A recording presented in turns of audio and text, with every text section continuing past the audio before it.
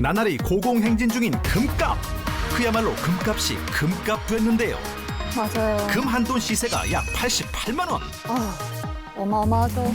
금값이 높아지다 보니 최근 금을 노리는 사람들도 많아졌습니다. 가짜 금도 있고. 골드바를 노리는 신종 범죄. 네? 금 거래소에서 대체 무슨 일이 있었던 걸까요? 잠시 후 계속됩니다. 영웅을 만나기 위해 찾아간 대구광역시의 금 거래소. 안녕하세요.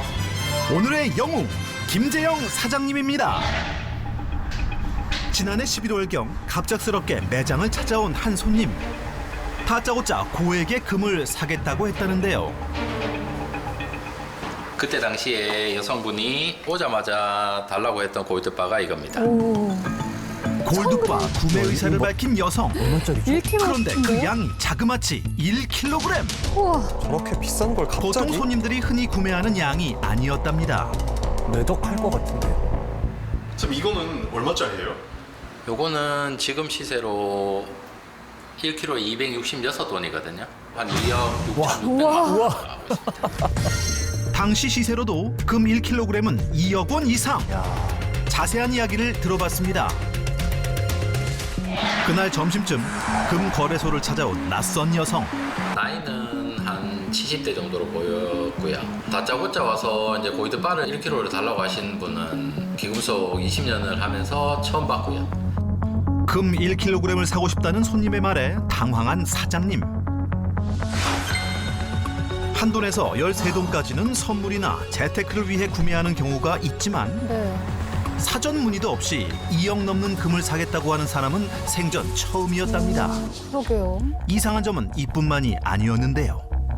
골드바나 이런 거를 사시러 오시는 분들은 표정이 조금 즐거우시거든요. 근데 네. 이분은 많이 불안해 보였어요.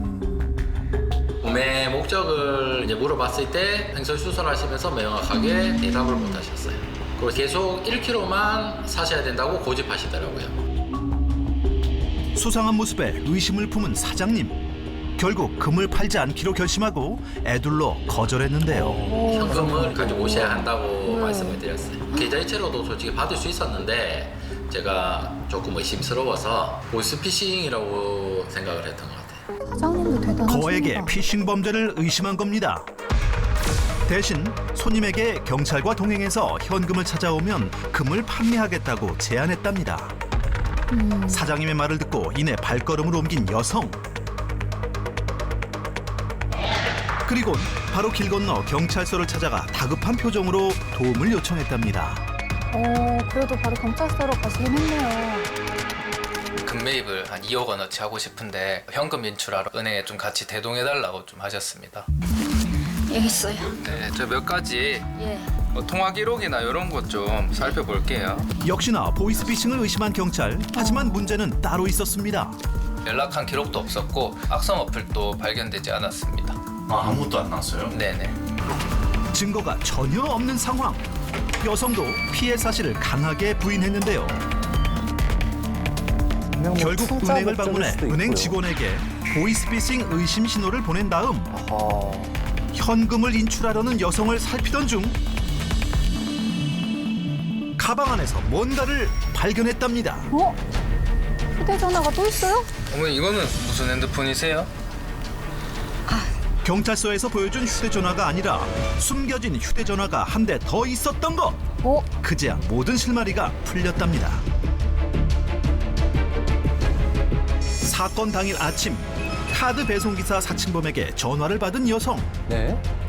신청한 적 없는 신용카드가 배송된다는 많죠. 말에 가짜 고객센터로 전화를 걸었고 검사 사칭범에게 연결이 된 건데요. 아, 뭔가 보이스피싱. 사칭범은 개인정보가 도용됐다며 피해 여성에게 자산이 안전한지 확인한다며 현금 자산을 금으로 바꾸오라고 했답니다. 카드 배송 사기의 실제 사례인데요. 예, 여보세요? 아, 예, 카드 배송 기사인데요. 이거 카드 배송하려고 그러는데 지금 자택에 계실까요? 무슨 카드요? 카드사 전화하셔서 취소 접수를 한번 해주시겠어요? 저 반송 처리하게. 우편물에 보면 카드 사고 예방팀 전화번호 이제 불러드릴게요. 네, 불러주세요. 네, 1800번에 0이요. 바로 가짜 고객센터에 전화를 걸게 만드는 수법입니다. 조심하셔야겠네요. 이렇게 보이스피싱 증거가 명확한데 쉽사리 경찰의 말을 믿지 않는 여성. 한 3시간 정도 걸렸던 것 같습니다. 3시간이요? 아니 경찰이 말을 하는데요? 그램으로 연락하는 내역들을 삭제를 계속했습니다. 그런 것들을 보여주면서 설득을 하니까 그제서야 좀 수긍을 했습니다. 여러 사람이 나서서 설득한 덕분에 여성이 평생 모은 전 재산을 지킬 수 있었답니다.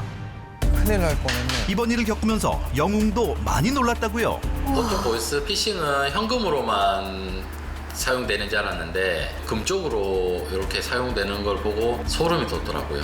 그렇다면 대체 왜 보이스피싱범은 현금이 아닌 금을 노린 걸까? 금융기관에서 현금으로 고액을 인출하게 되면 112에 신고를 하게 되어 있지만 금을 구매해야 하게 되면 경찰의 개입을 사전에 차단할 수가 있고 의심을 피할 수 있습니다. 현금이나 계좌이체와 달리 금을 녹여 형태를 변형하면 금을 어디서 구매했는지 출처를 알 수 없기 때문에 추적이 어렵습니다. 이러한 이유로 보이스피싱 범죄가 금을 요구하는 수법으로 바뀌고 있습니다. 아이고. 비슷한 일은 충청북도 제천시에서도 있었습니다. 처음에는 단순한 민원인 줄 알았답니다. 네. 60대 중년 여성분이 이제 좀 확인해야 될 사항이 있다면서 지구대로 오셔가지고 상담을 요청한 그런 경우였습니다. 여성은 민원실에 들어서자마자 종이로 감싼 물건을 꺼냈는데요. 자그마치 8개의 골드바, 약 우와. 107돈으로 1억 원 상당의 금부치였습니다. 피해자가 경찰서로 오면은 범인들이 연락을 끊는 경우가 대부분이에요. 이 사건 같은 경우에는 계속 연락을 범인들과 주고받고 있고 또 범행 일시 장소가 어느 정도 특정이 됐습니다. 끊임없이 이어지는 피해를 막기 위해 나선 형사들. 잠복 수사에서 1시간 동안 기다린 끝에 현금 수거책이 모습을 드러냈고 형사들이 달려가 30대 여성을 검거했는데요. 아 여성이었어요. 잡고 보니 전국구로 활동한 현금 수거책. 와. 이미 다수의 피해자에게 수천만 원을 챙긴 상태로 붙잡혔습니다. 예방하기 위해 할 수 있는 행동들이 뭐가 있을까요? 일단 의심을 하는 게 제일 중요하다고 생각해요. 수사기관, 공공기관에서 개인한테 돈을 요구한다거나 뭐 자산을 검수한다거나 그런 경우는 없습니다. 만약에 그런 좀 이상한 점이 있다 그러면은 응하지 말고 경찰서나 이런 데 방문을 해가지고 확인해 보시는 게 제일 안전합니다. 검사나 금융감독원에서 금을 요구하면 무조건 보이스피싱입니다. 신종 골드바 보이스피싱. 누군가의 전 재산을 지킨 그들이 진정한 히어로입니다.